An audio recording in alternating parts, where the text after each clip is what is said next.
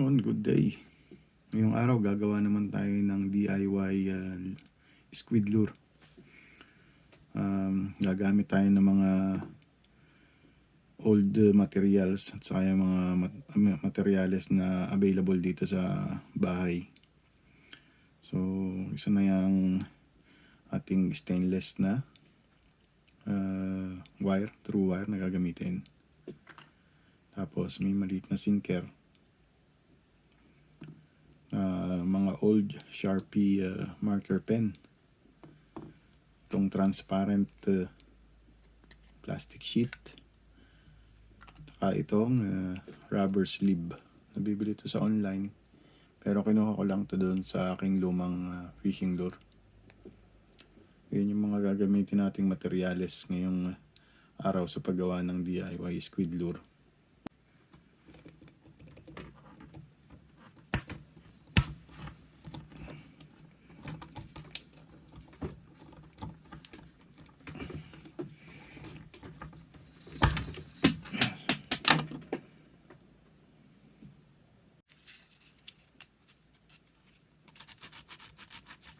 Pinutol ko yung pinakaulo ng old marker natin. Tapos nilagyan ko siya ng korte.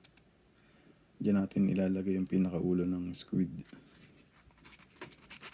Ililinis ko lang ng konti para mag-fit yung ilalagay natin.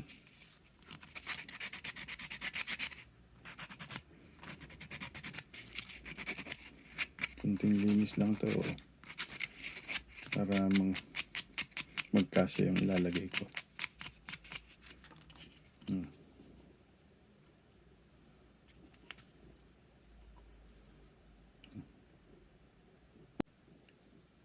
Nilagyan ko na lamang ng hiwa dito sa gitna.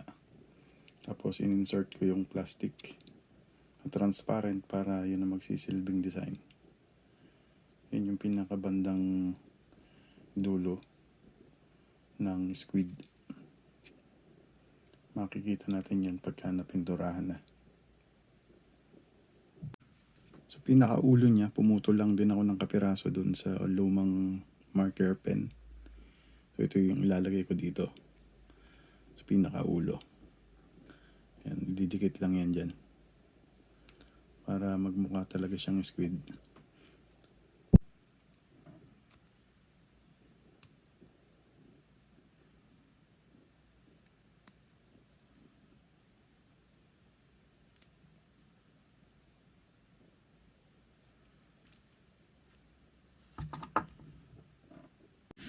Sa assembly naman, pinagsama-sama ko na itong sleeve, yung rubber sleeve. Kita nyo, nakapasok na siya sa loob. Kasama yung true wire, tapos yung sinker. Mapapunta naman yan dito sa loob. Ikakapit ko lang ng glue stick at glue. Tapos sabay sasama ko siyang ganyan. So, ganyan yung magiging itsura niya kapag nakakadikit na siya, sama-sama siya doon.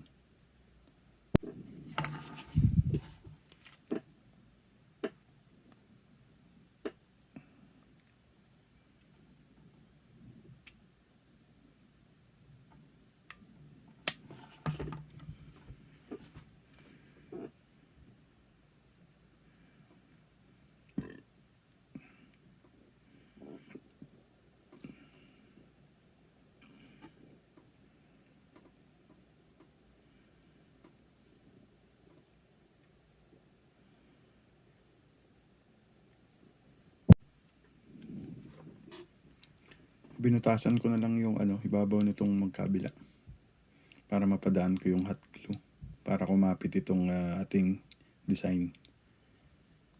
Kasi mahirap siyang lagyan dito sa gilid.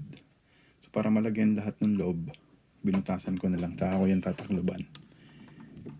Lagyan natin.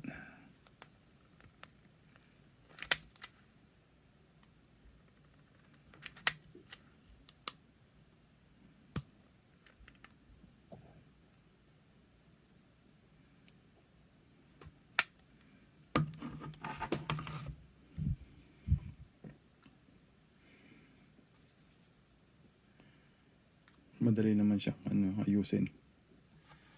Okay lang kahit yan ay magkalat ng ganyan.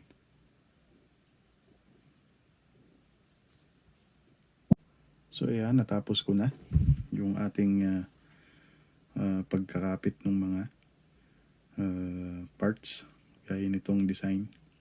Yung buntot, tapos yung loob, nilagyan ko na rin ng hot glue para maging matibay siya. Yun na maghahawak dito sa ating true wire kasi gumagalaw siya kanina. Ngayon okay na. Kumbaga napunuan ng hot glue yung loob nito at yun ang naghawak sa design saka sa kanyang true wire. Dito sa unahan, yung ulo, makikita nyo yung design. Yung pinakaulo niya. Tapos, naka-insert na yung sleeve. Tapos, yung true wire. Diyan natin lalagay yung hook natin. Pupunta naman tayo sa painting. Pinturahan naman natin yung ating project.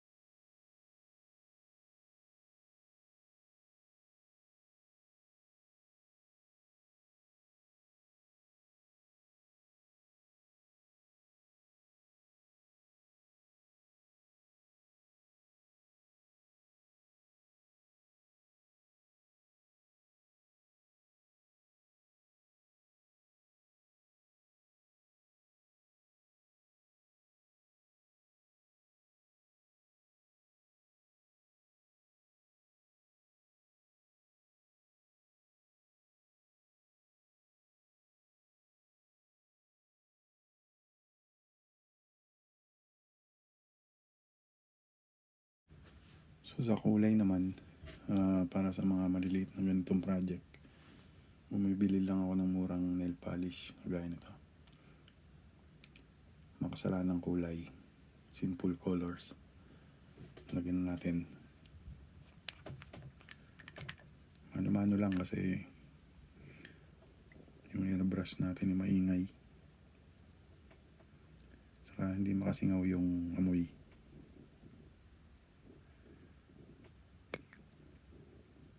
Mabilis naman tumatayo.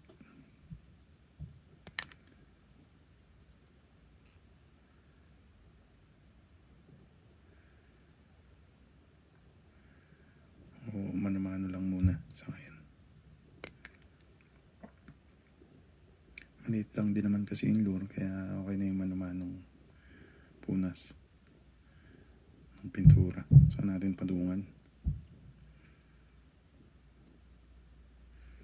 Patungan natin yun ng ibang magandang kulay. Lalagyan ko rin yung ilalim na yun.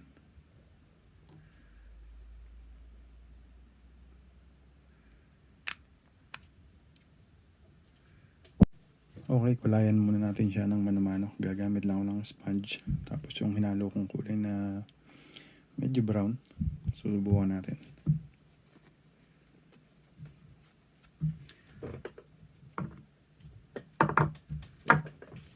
Subukan muna natin sa papel para hindi tayo magkalat. Tingnan natin kung anong kalalabasan. Yun. Dapat ganun. Try natin yan.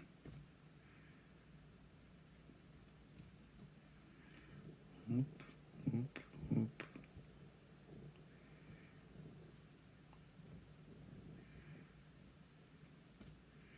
At hindi sobrang tingkad ng kulay.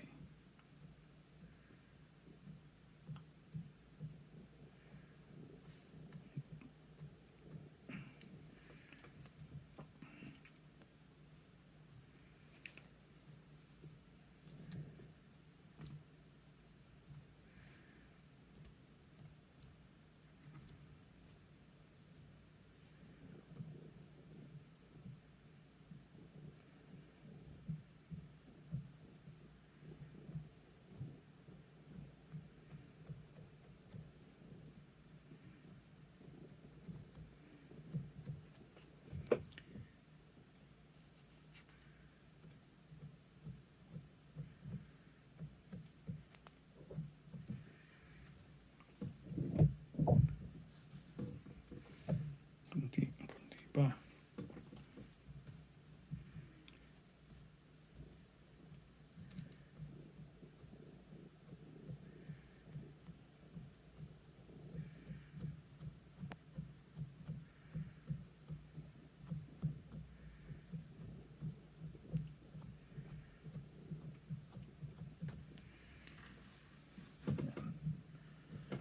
Ang likod ng squid. Tapos tagiliran. Kinulang tayo. Haluin natin.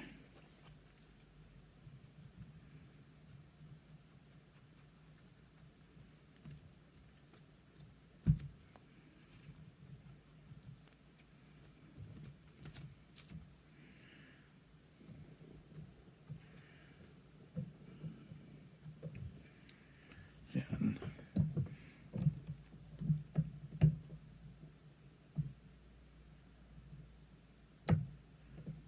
Napasobrang ng konti yung kulay dito pero okay lang.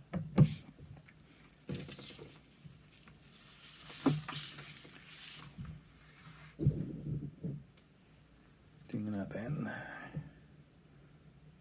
Dadagdagan ko pa ng konti. Maghalo ulit ako ng timpla. Okay, tuloy natin. Dagdagan pa natin ng konting design. Itong gilid.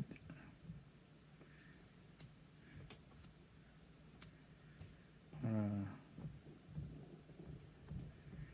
tumingkad siya.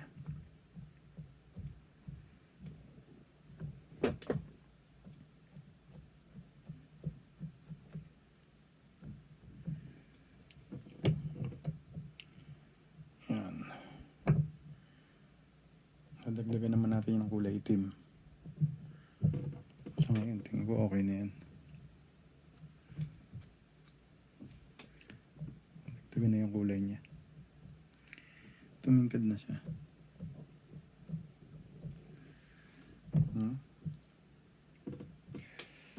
Tapos lalagyan natin yung mga tuldok na itim para dagdag sa kulay. Dagdagan naman natin sa kabila.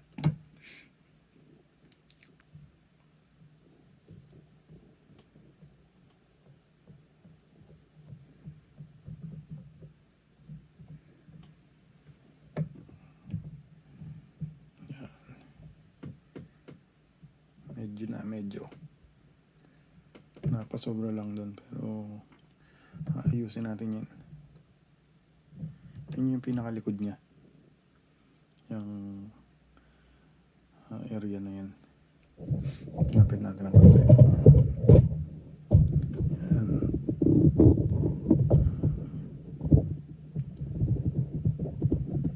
Yan, ganyan na yung itsura niya. Konting retoke pa, konting pintura pa siguro. Yan. Lumalabas na yung design. Siguro lalagyan ko ng konti dun sa may mga singit-singit na yun. Pero tingin ko okay na rin. Masama kasi naman yung sobrang kapal. Hindi na makikita yung mga design niya. Siguro mga ganyan na lang. Nagdagil lang natin ng konti dito.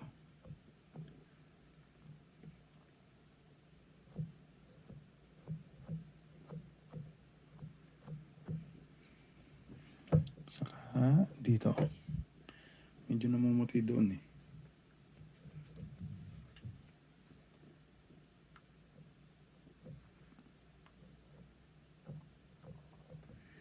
Yan.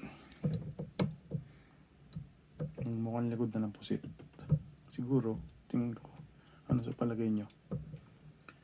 Medyo mukha na siyang likod ng pusit.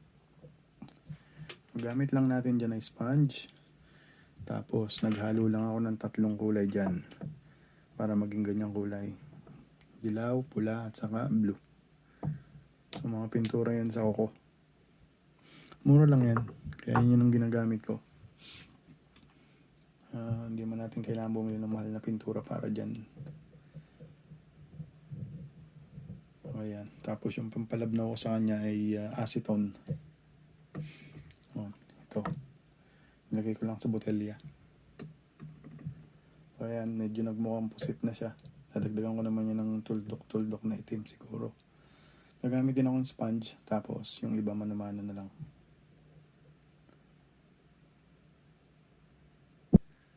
Lagyan na natin ng mga tuldok na itim yan.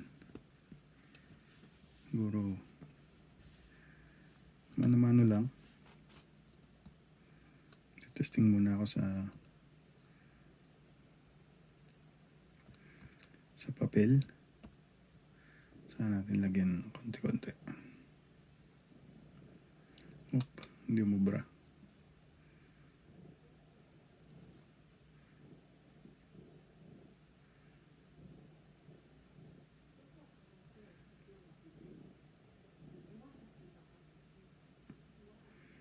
Yan, mga ganyan lang siguro. Medyo matulis yung kahoy natin. Bawasan natin. Lagyan naman natin ng konting itim.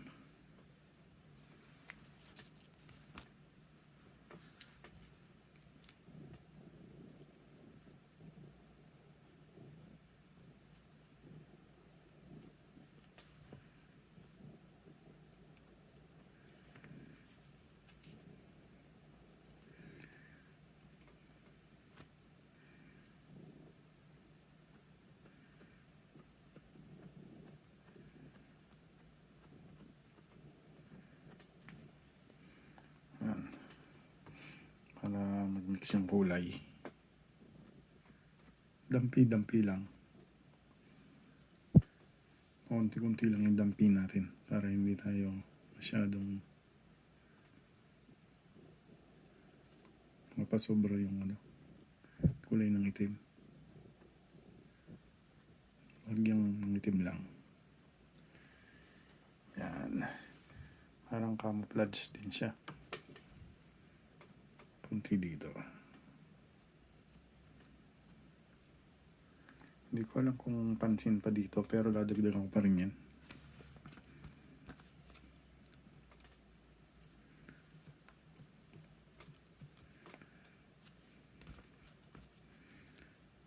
Yan.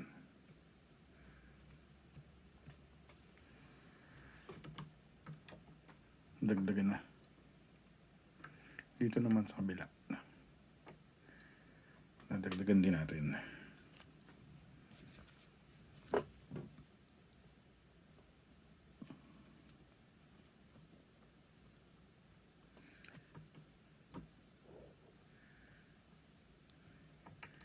Tapos dito.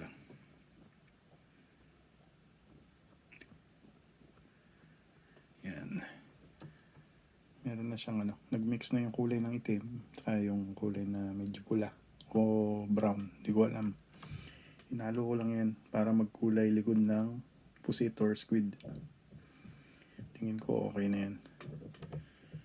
Retoke lang natin ng konti yung iba para maganda. Dampian pa natin ng konting itim. Ayan.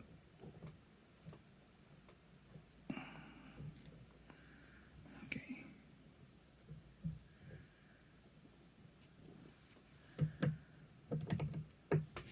Ito. Yan. Medyo okay na siya. Konti dito.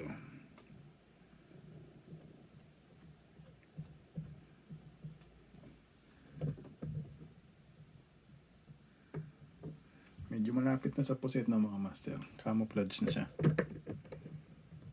Tingin ko okay na yan. Tapos lalagyan ko rin ng mata. Lagyan na natin ng mata.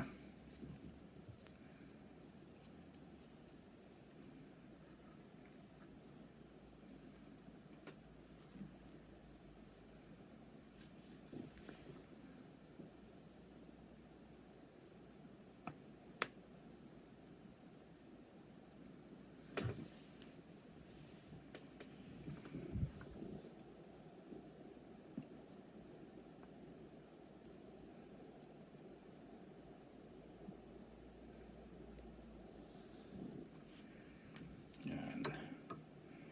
Kabila naman.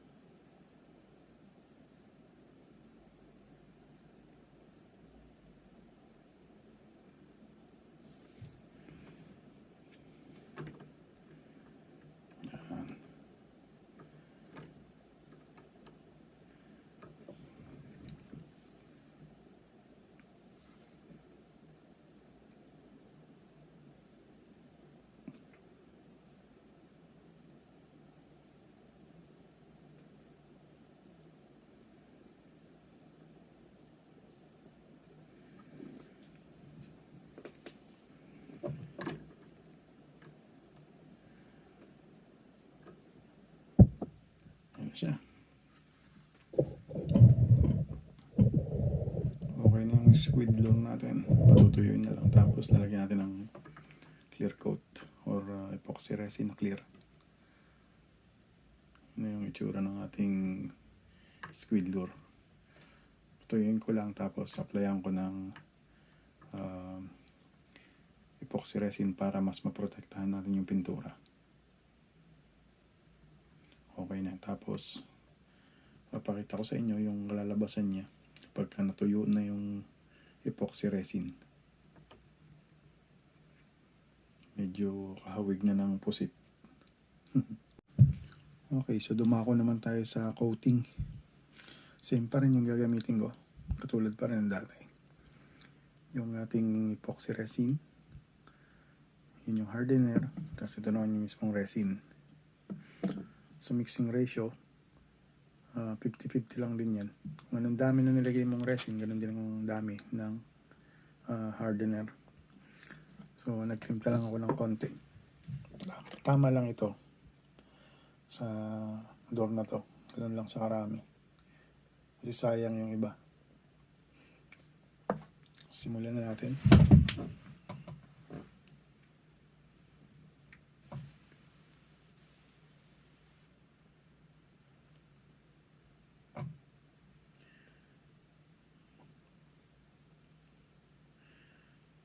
Papatungan siguro natin doon ng mga ilang beses para makapal. Protection kasi sa pintura yan mga idol. Yan yung papaganda pati sa itsura ng lure. Yung epoxy resin, matibay yan.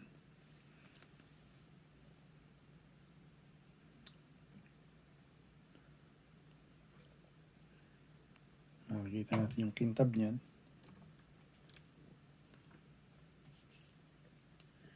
Lagyan din natin yung ilalim. Bali yung ilalim, plain white lang yung nilagay ko, kulay. Kasi yun naman ang nakikita natin sa mga yung pusit. Ganyan lang ang kulay niya.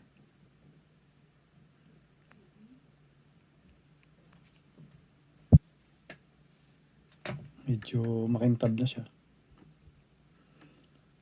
Paulit-ulit lang natin pababalikin yung brush para kumalat yung resin. Kumalat siya maigi. Para madaanan yung mga kanto, mga sulok na hindi dadaanan masyado.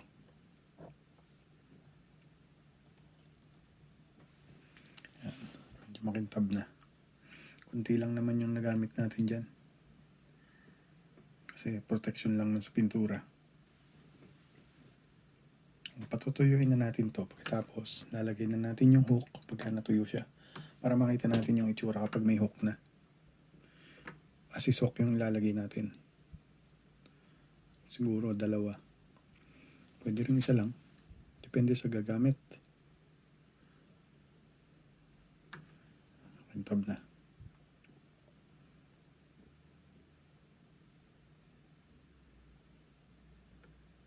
Yan. Meron nga natin sa zoom. Makintab na siya mga master. Makapal yung pagkakalagay natin ng ng epoxy resin.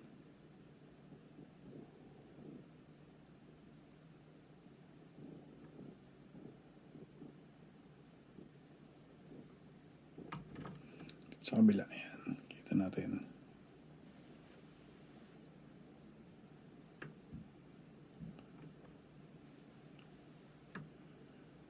Medyo kahawig na ng likod ng puset. Malapit na rin yung kulay niya. Naisipan ko lang yan. Wala talaga akong idea. Kung hindi talaga titingnan sa internet, wala tayong magiging idea kung paano ginagawa yan. So, tinignan ko lang yung kulay ng pusit sa Google. Tapos, napansin ko na medyo batik-batik siya kapag sinusum. Kaya ginaya ko na lang yung pattern ng totoong pusit, totoong kulay ng pusit or squid. Para medyo malapit yung kulay natin. Yan. Kasi yung nilagay kong jig skirt ay brown. Makikita nyo yun mamaya. Kaya ganitong kulay ang ginawa ko. medyo namumula, medyo nagbe-brown, tapos may itim. So ayan na. Yan na yung ating DIY Sharpie old marker. Naging bait natin. Design niya ay squid lure. DIY lang yan, mga gawa lang yan sa mga materyales na gamit na. Nakita ko lang dito sa kwarto, yung mga ginamit ko na nakaraan. Kumbaga mga patapon na isave ko pa rin at nagawa ko pa rin siyang lure. Sulit naman kasi natapos ko na siya. I-highlight natin yung mga details niya kapag natuyo na siya.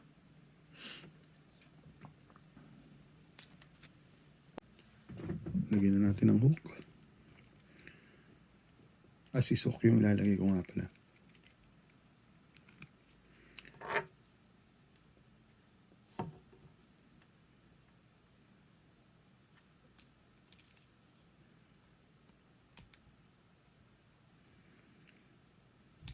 Ayaw.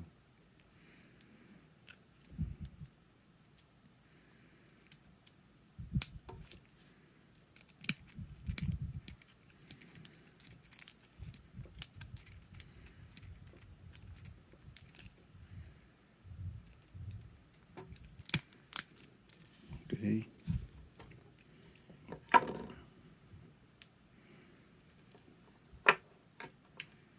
Yan na. Yes, sisok na siya ang master.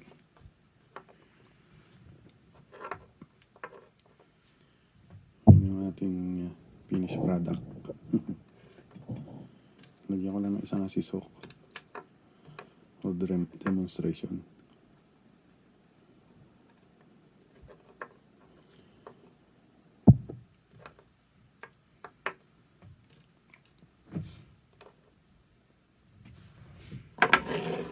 So ayan na. Natapos na yung ating DIY project na old pen marker na naging squid lure. So ayan. Ito yung marker. Okay na siya. Medyo malapit na yung kulay sa pusit. Okay na din. DIY lang naman ito.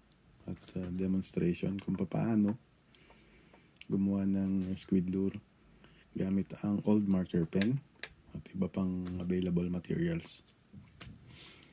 So sa mga nagustuhan mo ang video na to, subscribe, like, and share. At gagawa pa tayo ng iba pang mga video tungkol sa mga DIY lure making. Bisitahin mo lang ang aking YouTube channel, Fish with Me 54321. Thanks for watching.